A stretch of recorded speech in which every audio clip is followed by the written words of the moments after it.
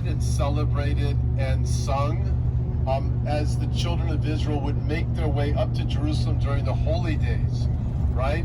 Passover, Pentecost, Tabernacles. I mean, one of the reasons we're doing this and we're not like schlepping it in Tel Aviv, which is typical to get off the plane and go to the coast, is because like no Jew in history would make it to the land of Israel and not make a beeline to the city of Jerusalem.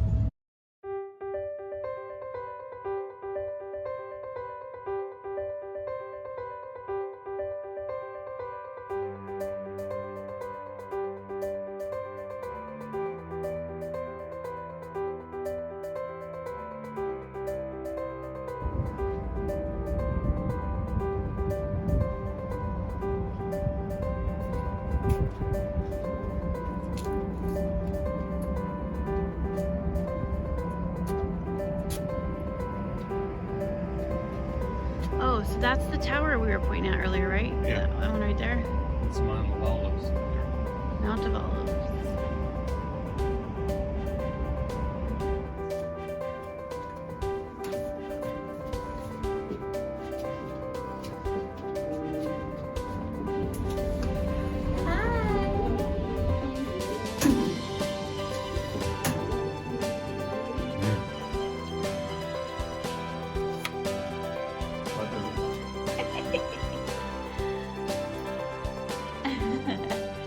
Our like 5 feet of space. Notice Mandy's. Notice. I know, I made a mess. Although you got a mess over there, so. Yeah, don't look at me. Hello, hello, hello. We made it. Oh, jeez. They weren't kidding about that 14 hours, were they? That's a long flight. Nice bus ride over. You felt like you were in Southern California because they had traffic. And there was palm trees. And palm trees and all sorts. Except the herd of cattle next to the Oh freeway. yeah, that was the weird. There was a trees. herd of cattle, but I mean, you see it on the freeway sometimes, like up in what, like not Fullerton, but up there, Fresno area and stuff. But this was like Or they Norco. Oh yeah, that's true. But this was like there was like pine trees. It was like we're in the middle of forest. I don't know. It was weird on the freeway. But anyways, we're tired. We're delirious too. We haven't really slept in the last 24 hours, so don't mind us. So the first thing we got to do is drive up over adjacent to the Mount of Olives, Mount Scopus. Oh yeah. To oversee Jerusalem at night. So so we went up there, and Pastor Greg pointed out that between this tower that's over at the Mount of Olives that was kind of to the left of us. Oh yeah, just put our hands out to the left. And then to our right was the temple platform, now has the Dome of the Rock on it. All of history, mankind's history, happened in between those. In between your two hands. Yeah. That was really cool. I like that analogy. That was cool. From Abraham coming and sacrificing Isaac to Christ being sacrificed at almost exact same spot, for Christ rising up into heaven from that same spot. Yeah. We probably would have been a lot more emotional, a lot more impactful, but you know, we're sleep tired, and it's at night, and it's hard to get a little perspective. Yeah, so the really next few days we'll have better pictures and have a better understanding. Guys, we just want to tell you we love you. We made it. We're feeling overwhelmed, I think. Yeah. So we feel kind of nothing. It's weird. Yeah, it's a weird feeling. Yeah. Yeah. I think tomorrow we'll probably blubbering because then we're actually visually seeing things and we'll have some rest in us. Yeah. Had good food tonight. Yeah. I think that's going to do us for tonight. Yes. She needs a shower. I need something. Sleep mostly. Mostly, yes. So we love you guys. Hope you put up with this. But this is for you. We're an extension of all of you. We love you all. And we're praying for you while we're here.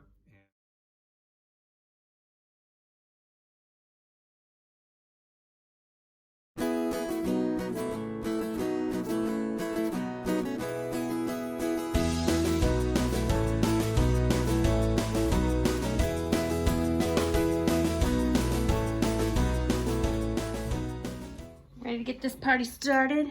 Yes, ma'am.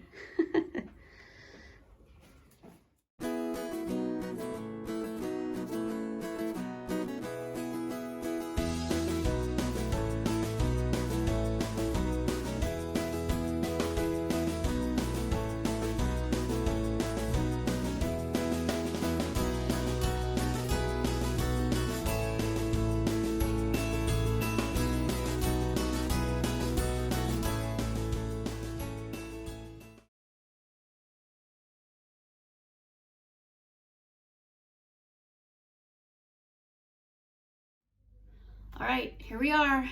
Oh boy, this was a long day. Day 2, or was it day 3? Because Well, it depends on how you count. yeah, because we left on Sunday, traveled all day Sunday/Monday, and then we had our first full day today. So, All right.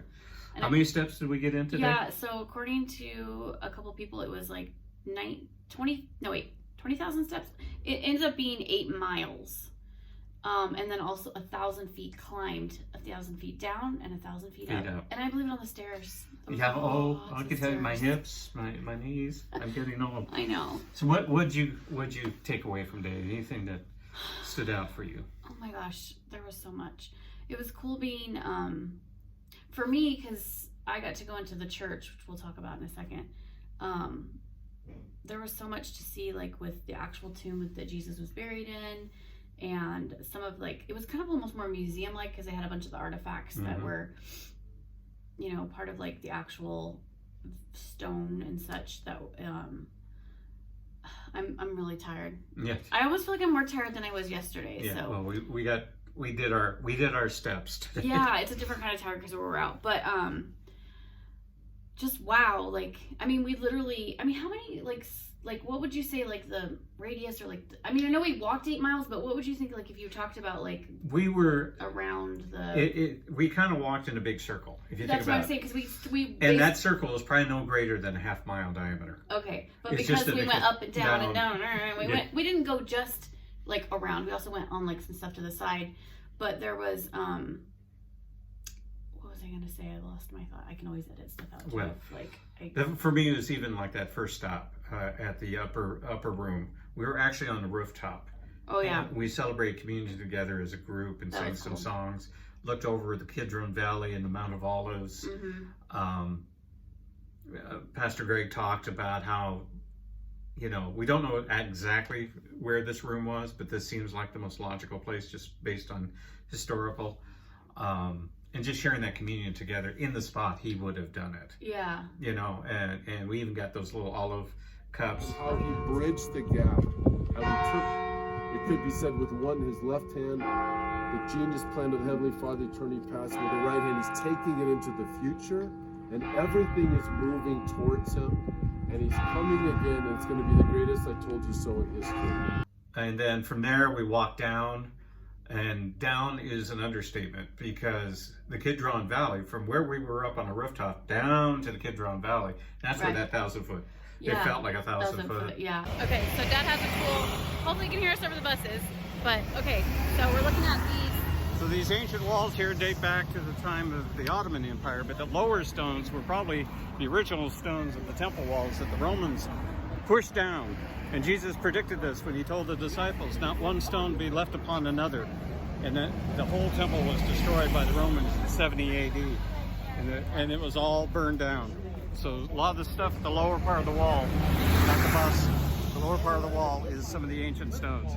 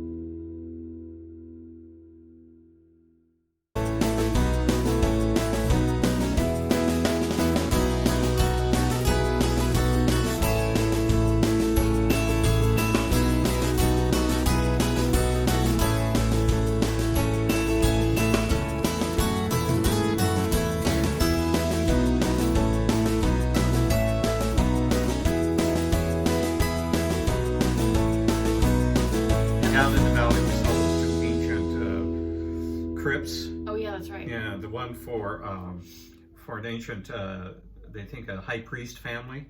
One had the pyramid on it, and then the other one is for Zechariah, right? No, the Zechariah was the first one. Okay, yeah. And Absalom was the second one. But those were not built for those people.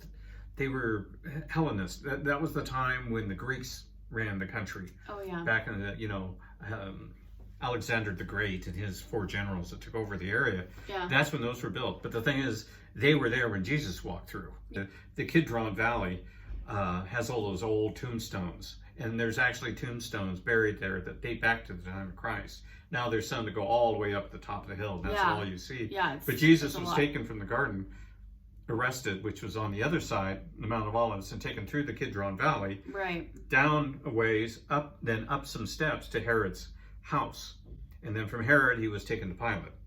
And then we walked down to the old church that has the older olive trees. Some of those olive trees date back before the time of Christ. Yeah, those were really cool. Like just the way they like kind of twist. Yeah, and, like, all knotted together. We walked through the church that kind of takes care of that place. Beautiful church. Yeah, it was beautiful. Yeah. Then we walked back up the hill, literally ascended the hill to the temple, had some lunch. Another great day. Yep. We'll have some more for you tomorrow.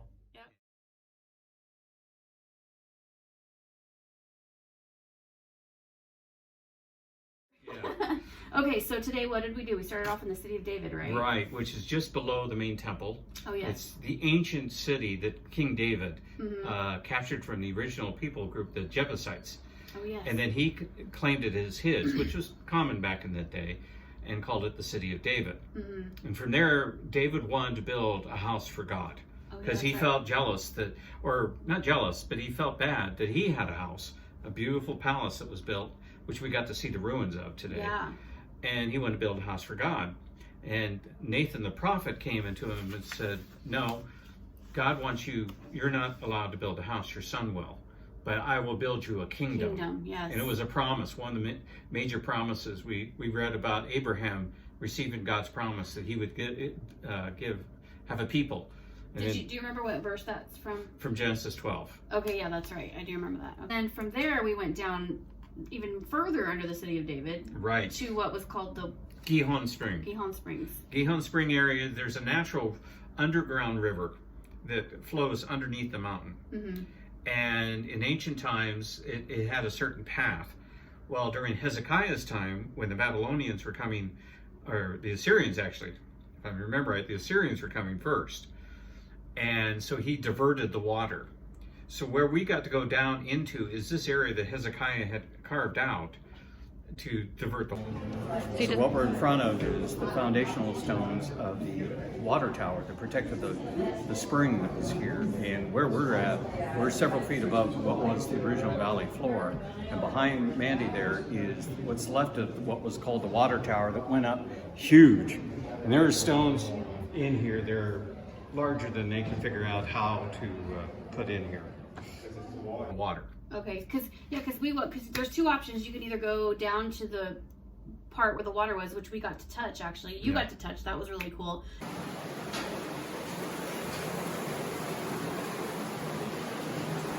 And then if you go off to the left, it's the dry part. So you're saying the dry part is where... Wait, explain the difference, please, between the dry and like the wet. Well, the dry was so the workers can get from one end to the other. Oh, I gotcha. Okay. Right. So basically, it's like an access tunnel, basically. An access tunnel. Yeah. So you'll see in Mandy's pictures and videos, it's very narrow but very tall, carved literally right out of the limestone and granite that's there. Yeah. The thing is, they had two teams, and they were coming at each other from two sides of the mountain. Oh, okay. They're not really sure how did they meet. If you notice, it was kind of doing this number, kind of waving. So they, it wasn't a perfect science. Some thought that there were guys up on top hitting and making sound, so the guys can hear that sound and use sound to. But that's only one thing. Yeah. And then we got to go to a very, very cool place. Oh yeah, where the Old Testament, or no, which? Well, yeah, we walked by these ancient walls, and you'll see pictures of it. And I grabbed some samples of it. These are ancient walls that go back into the Old Testament times. That's really cool. That have been uncovered. And then we walked further down, and then we came up, and our guide took us on a slight detour to this area that is where what they think are the royal tombs of Solomon and of his father David. Ah. And they can't say for sure, because by the time they were discovered, they had been ripped. All that's left, all you see is like two large caves. Holes, yeah. Holes in them. And Matt, our tour guide. The tour guide was telling us that there was another structure that had already been chipped away over the sand. Grave robbers have been across this land for years. So we got to go down into the pool of Siloam.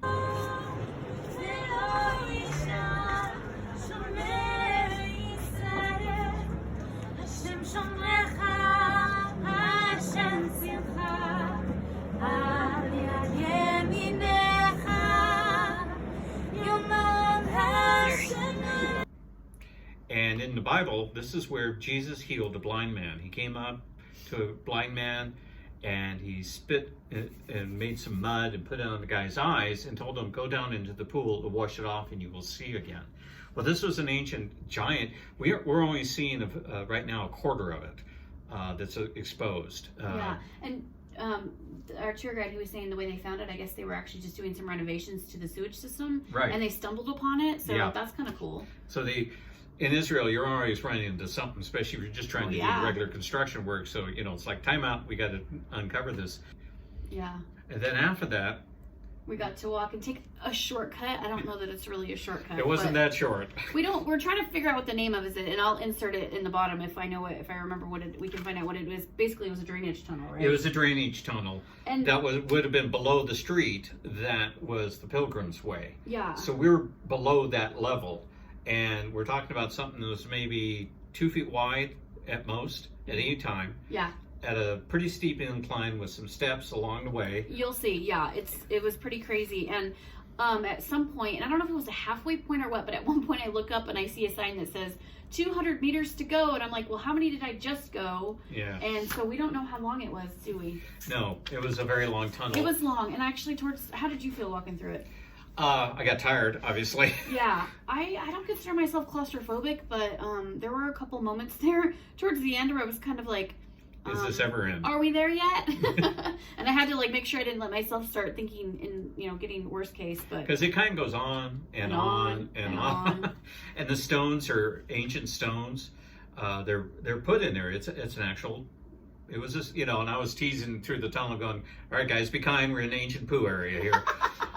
And everybody started cracking up. Yeah. And there were some areas that were still wet, not because it's ancient, just because it's a low point and there's water down in there. Yeah, it was kind of mucky and muddy on some of the spots. But then you come up and you turn a corner, and then all of a sudden you're seeing the original western wall of the temple, much lower than you see in the pictures.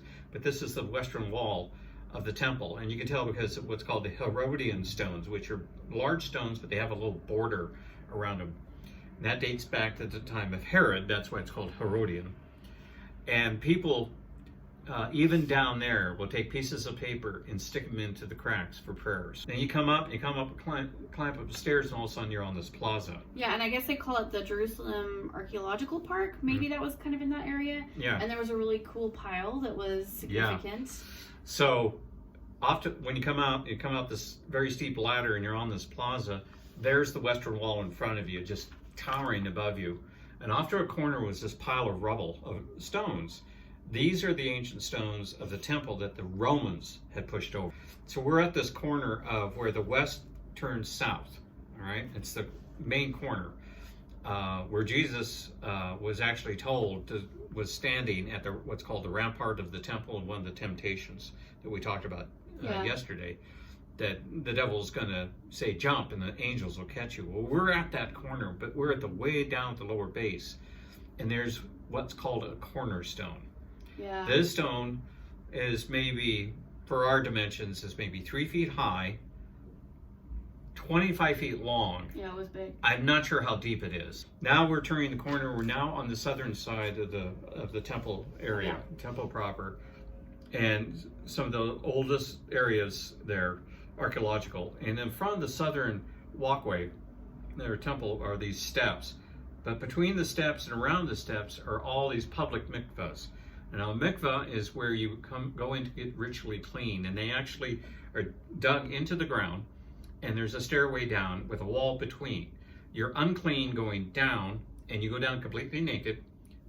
You dip yourself down in the water, and you come up the other side completely clean. So now that you can enter the temple. So now we've worked our way, and we're on the southern steps.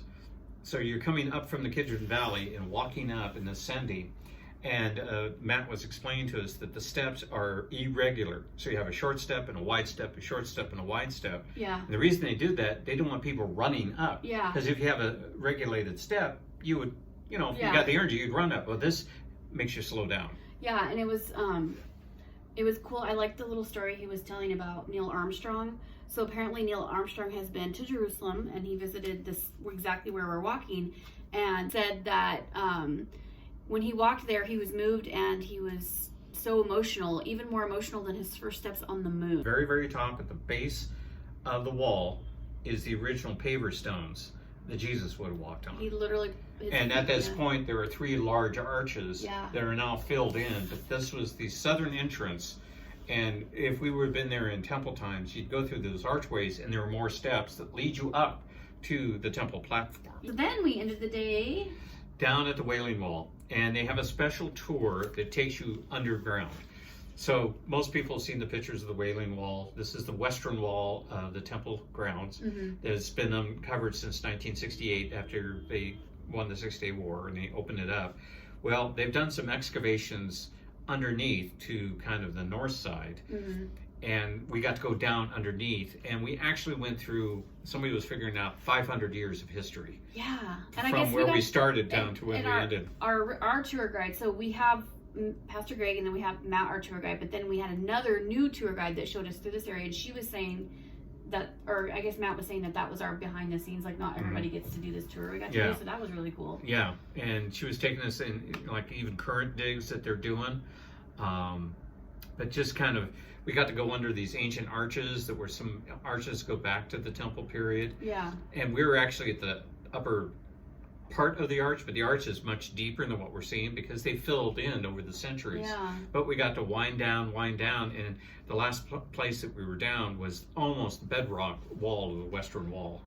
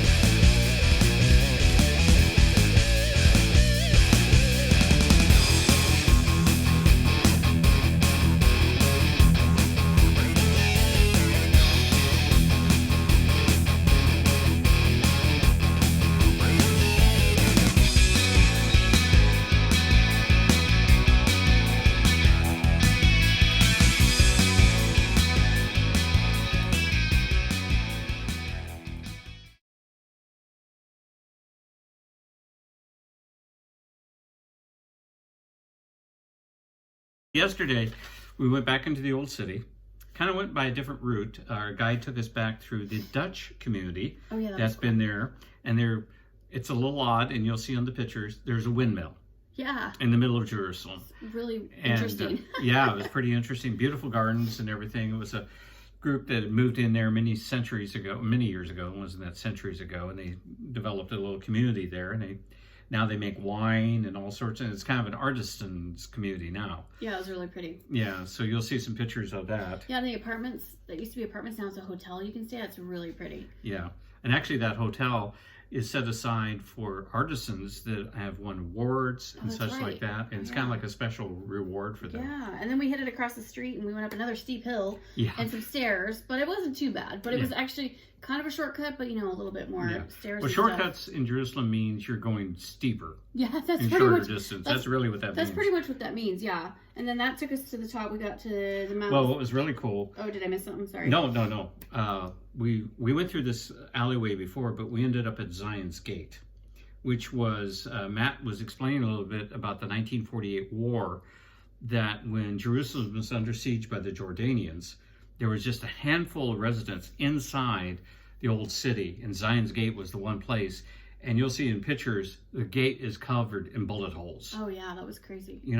From small caliber fire to probably anti-tank fire. This thing is just riddled with bullet holes. So then from there, we walked around to a place that's very dear and close to my heart, literally close to my heart. This is the Messianic seal. Now, most of you guys have known me long enough, know what it looks like. It's a menorah at the top that comes together with the fish, old Christian fish, that creates the Star of David in the middle. We actually went to the location that this was found in Jerusalem.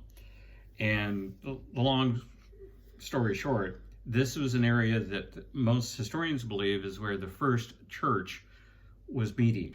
And underground, they had what's called a mikveh, and we kind of talked about that before, with this, where you go in for cleansing and such. And then there was an underground room. We didn't get a chance to go into it because this area is actually closed off in a large structure, which you'll see in the photographs. But they found, when they opened it up, cups and things that had this Messianic seal. And most believe this was really the first symbol of the early church, to recognize them as both Jew and Gentile coming together in one faith. From there, we went back, just literally kind of around the corner, back up to the upper room roof, which we did on Tuesday, the first day we were there. There we had done the Passover. James chapter 1, 1 through 12.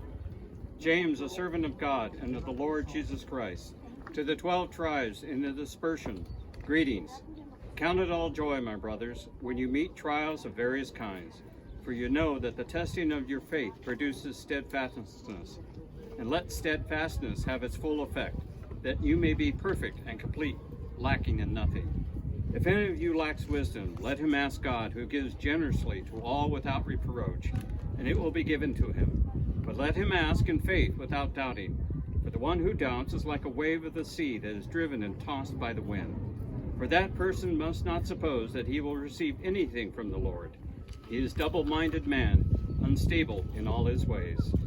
Let the lowly brother boast in his exaltation, and the rich in his humiliation, because like a flower of the grass he will pass away.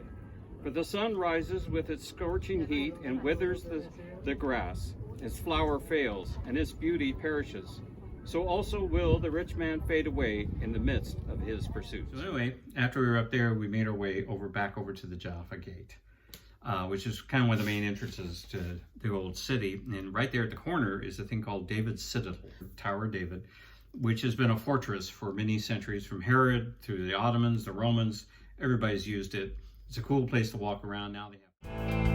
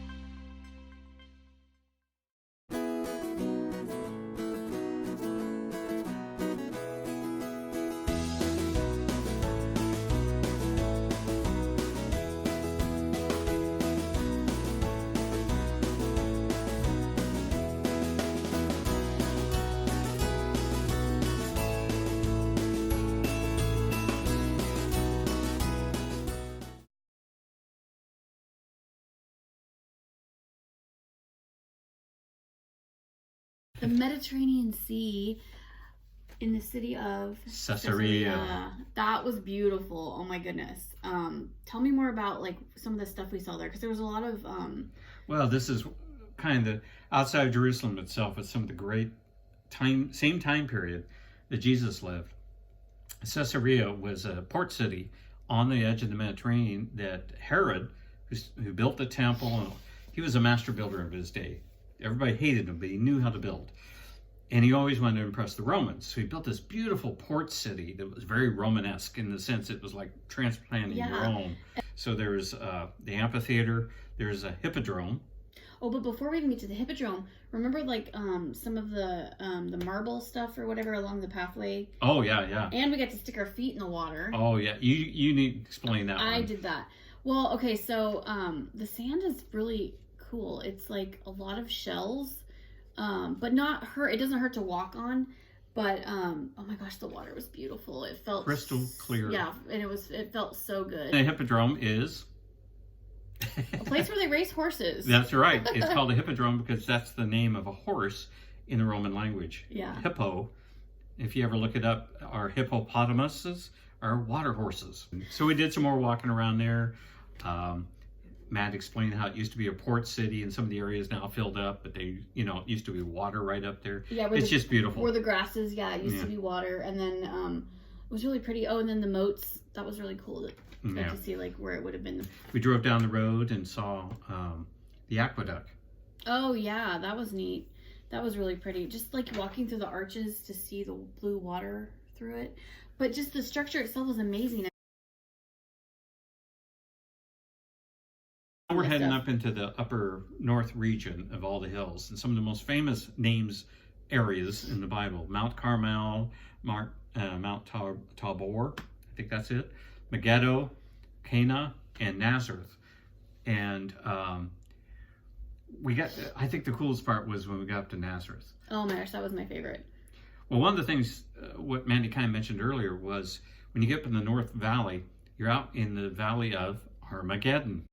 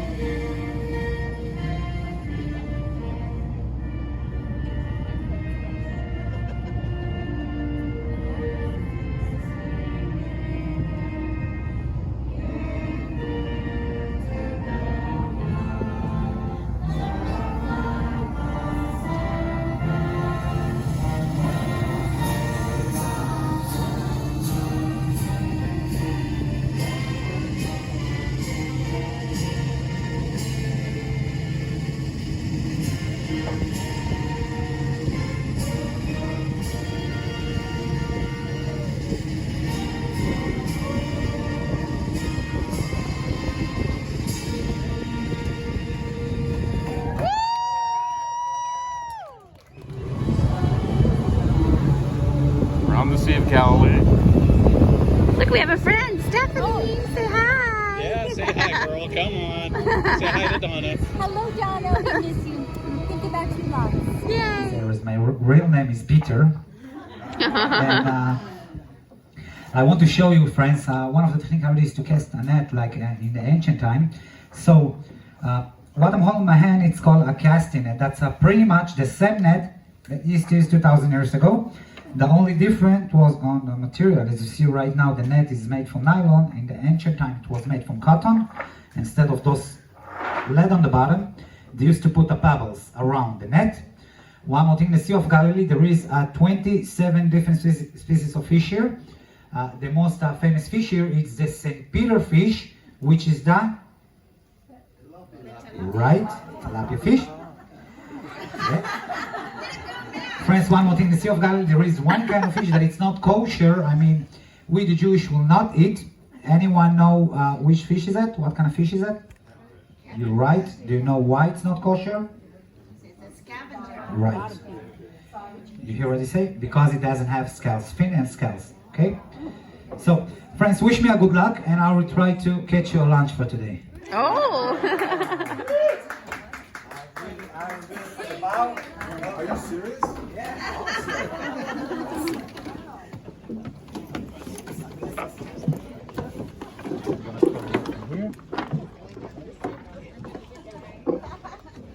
Don't catch the net. You get it, we'll get a little bit far. Last time I catch a tourist, I don't want to do it.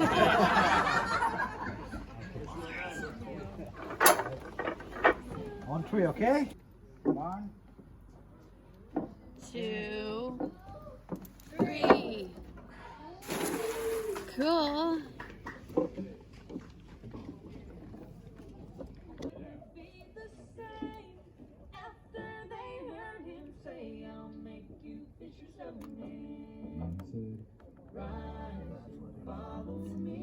Surprise for you!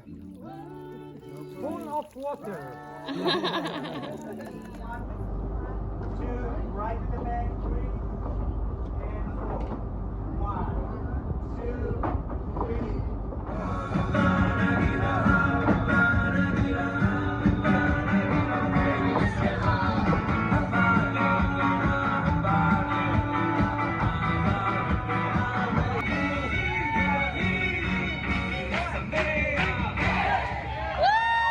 All right, Dad, so what are we looking at here? Well, we're coming up on Capernaum. And these are the two churches that kind of oversee the area. I think one's a Greek Orthodox and I think the other one's a Catholic church.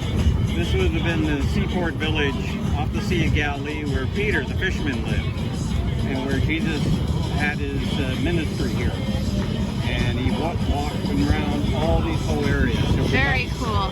So do we think if he walked on water, was it like kind of right here in front of us, or do we think it's out more behind us, or what do we think? It doesn't really say. It was at some point where they were sailing from one side to the other side, and he waited up on a hill as they took off, and the storm rose, and he was going to walk right by him. But Peter saw him and cried out, "Lord, is it you?" And he says, "Beg me to come out to the water." He says, "Come on out." And Peter walked on the water with Jesus for a little bit. But fear took him. He started sinking, and Jesus brought him out, and they both got in the boat, and the storm stopped. So cool. So cool. We got some party music going on our boat right now. Everybody's having a good time. We came from way over there on the other side. Apparently we're going to drive on that side later. The camera's moving because I can't stand still. All I want to do is dance.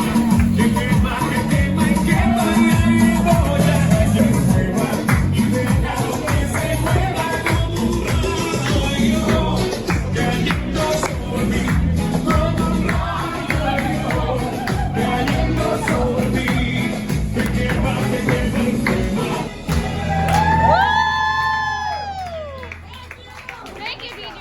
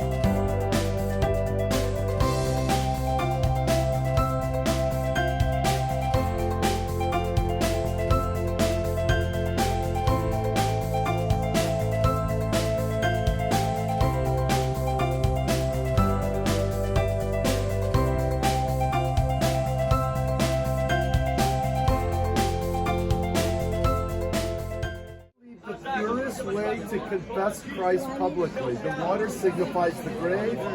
You are being lowered in a type of grave to be lifted up in the name of Jesus. And what you're saying to all of us and to your friends and family and fellow believers is that you have new identity in Jesus.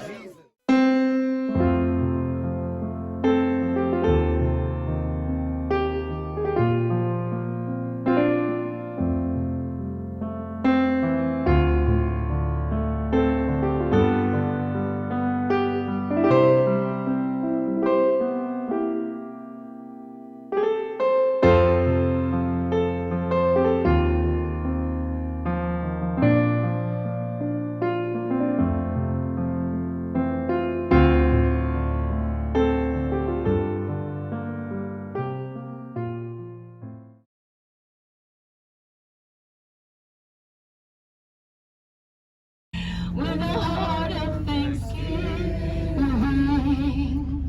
I will bless thee, O Lord, with my hands lifted up.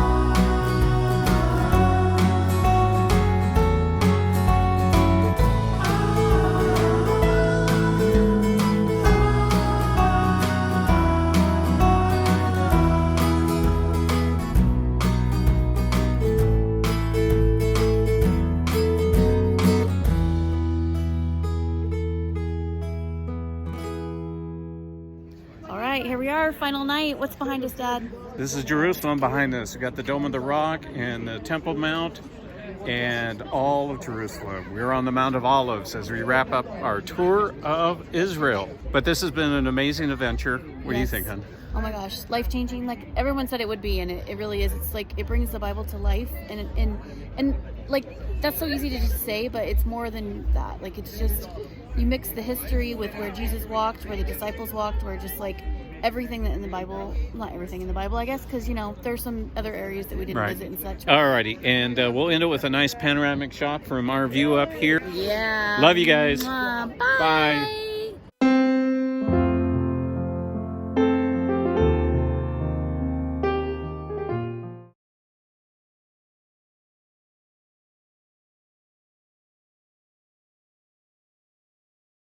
Shalom, shalom.